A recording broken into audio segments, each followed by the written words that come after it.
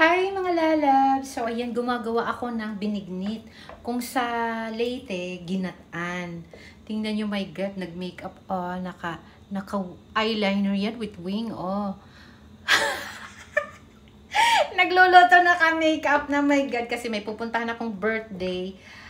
Ang ginagawa ko kasi mga lalabs, pag nag-makeup ako, inaagahan ko, tapos para mamaya makita ko kung ano yung dapat i-retouch. So, ayan, ito yung ating kamote, cassava cake. Ito naman yung ating tapioca. Actually, okay na to. Iaano ko na doon. I-mix. So, ito yung tapioca nung nilagay ko sa mainit na tubig. So, papakuluin lang yan. At dapat mga lalabs, i-stir mo siya ng stir kasi kung hindi, didikit siya sa kaldero. Sayang naman, diba? Mahal pa naman dito sa Netherlands ang tapioca. So, yan yung ating mga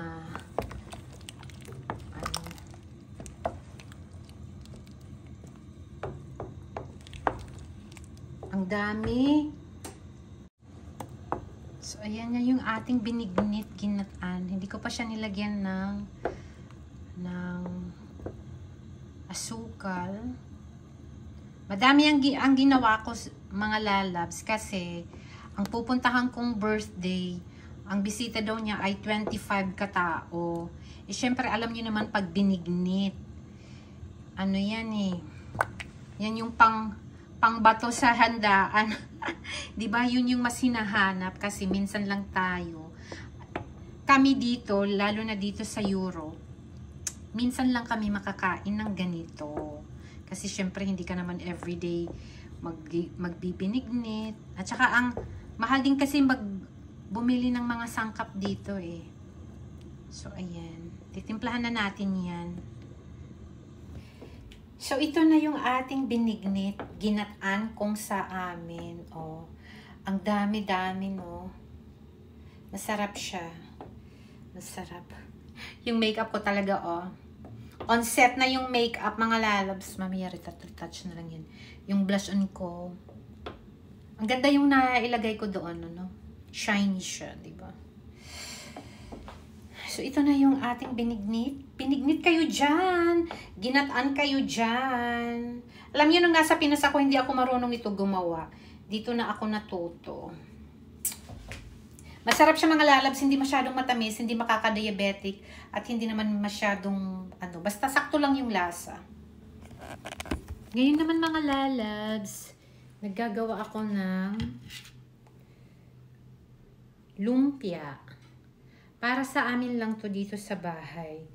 Ang ginagawa ko kasi, mga lalabs, gumagawa ako ng madaming lumpia. Nilalagay ko lang siya sa freezer. Tapos kung kailan feel ng mga bata or ni mister kumain ng lumpia, yan. Mayroon na akong naka-prepare sa freezer. At actually, mga lalabs, napansin ko, ang lumpia na priniprito galing sa freezer, maganda siyang prituhin. Hindi siya agad-agad nagbubukas. Pero maganda naman kasi yung pag-wrap ko eh. So, itong lumpia na ito ay giniling. Actually, mix ito ng beef at saka pork giniling. Kasi dito sa Netherlands, makabili ka din ng ganitong nakamix ba. So, ayan. Pag nag-wrap ako, mga lalabs, yung iba gumagamit ng itlog, ako tubig lang. Kay mother ko to natutunan eh.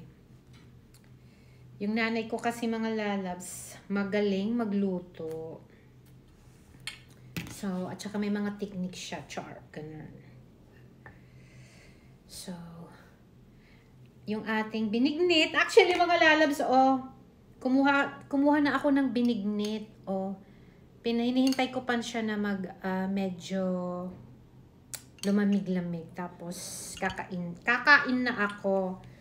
Titikman ko na yung aking binignit before ako magpunta ng birthday. Actually, mga lalabs, ang birthday na pupuntahan ko, later pa. Pero nag-ready na yung mukha natin. Kasi wala na akong time later Makeup. At saka need ko kasi ng time sa aking mukha. So, yun yung inuuna ko. Tapos mamaya, yung hair natin, ilulus natin yan. So, ang ating get up, yung hair natin, nagmumukhang Shakira Beyonce. Pak! May ganon. Yung lumpia, request ito ni Mister. Kasi nung birthday ko, hindi daw siya masyadong kumain. Ganon. At saka actually, nung dumating siya, parang ubos na ata yung lumpia eh. Kasi ang lumpia dito, mga lalabs, siniserve namin before magsimula yung kainan ba. So, while waiting for the rest of the visitor, ganon, yung lumpia, siniserve na namin. So, para hindi ba gutumin yung bisita while may hinihintay. Ganon. At saka masarap kasi ang lumpia while crunchy pa. Kaya siniserve ko siya before mismo sa kainan. Ayan, umuulan na naman. My God. So, ayan. Actually, siguro mga 20 lang yung magagawa kong lumpia. Nilakihan ko siya kasi kami lang naman eh. So, later naman mga lalabs. So, ayan. Ready na tayo. Papuntang birthday. Hello, Maiden. So, dito. Kaway-kaway muna, te. Oh, ayan. Ito po yung nag-birthday. Happy birthday, Ate Marites. Thank you. Ayan. So, ito yung mansion ni Ate Marites. O, tingnan nyo. Oh, ang ganda, malinis. Ayan. Maaga kaming nagpunta dito, tutulong daw. Tapos nag-vlog lang naman ako, di ba? Ayan. Wala sa kuha. Bakit? Ano nangyari dyan? Fry ng lumpia. Ate, maghuhugas ka, te? Maghugas ako para malinis ito kusina niya ng konti. Pero balatan ko mo.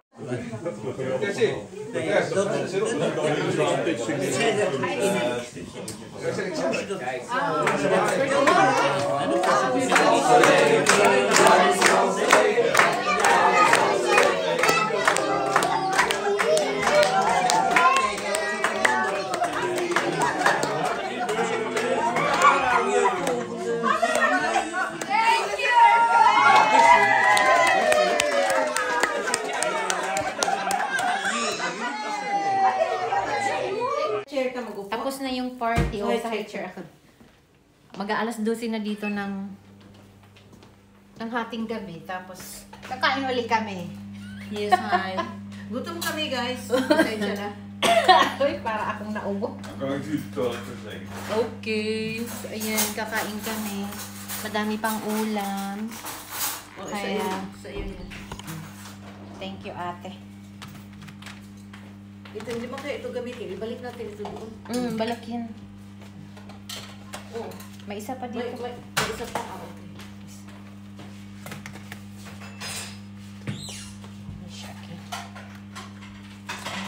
Pakita ko sa inyo kung anong kakainin namin.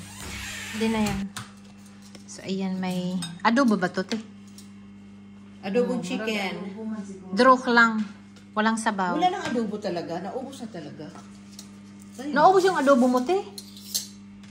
Yung adobo mo, naubos? Oo, naubos nila niya. Si Katungga, nangugas, gadala. Ah. Mabaniin ko gusto. Pamilya niya, day. Sige ra ka, magluto ra ta niyang ato usog.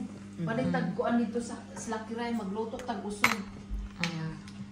Ako ni balik ha, kami ni gamit. Mga rita diri. Yung disposable na lang, te. Anang kitara ba? Yeah, uy, day para. Oh. Pag tayo ba diri Sige. magluto tag usog. Natong adobong pork adobo. Kumakain na kami. Anak. Hi. Pasensya na ko guys kasi wala Time check, oh. Alas 12:06 ng hating gabi. Wow. Midnight snack. Yeah. This is an egg-baked midnight snack. Heavy ha, heavy guys. Heavy snack. Midnight meal. Ik snack in mijn meal.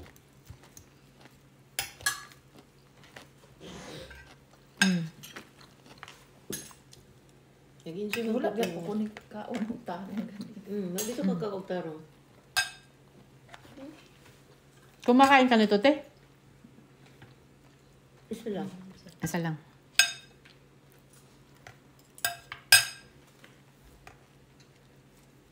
Ano yung tumutunog? Parang may naririnig ako. Patayin mo nga. Si Casey, hindi kakain. Nagdala ng Kumain, chips. kumain na siya. Yung Aywan ko, naglolo ko yung ano ko kasi noon walang problema to. Inano kasi binago yung kuan.